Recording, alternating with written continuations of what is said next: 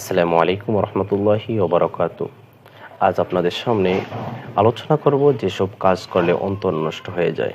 মানব দেহে হৃৎপিণ্ড হলো এক মহারাজ্য, আর অঙ্গ প্রত্যঙ্গ হলো তার প্রজা।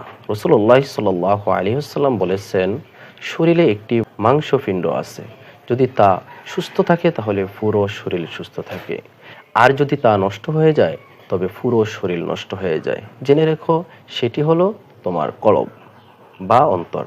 মুমিনের অন্তর হলো আল্লাহর মারেফাত ও ভালোবাসার আধার, কিন্তু দুনিয়াবি কিছু বদ অভ্যাস ও পাপাচারের কারণে এই আয়নার মতো স্বচ্ছ অন্তরকে মরিচা ধরে, কালো দাগ পড়ে এবং ধীরে ধীরে তা আধ্যাত্মিকভাবে মৃত হয়ে যায়। অন্তর নষ্ট হয়ে গেলে মানুষের ভিতর থেকে আল্লাহর ভয়, ইবাদতের স্বাদ এবং সত্য গ্রহণের যোগ্যতা হারিয়ে যায়। যেসব বিষয়ে অন্তরকে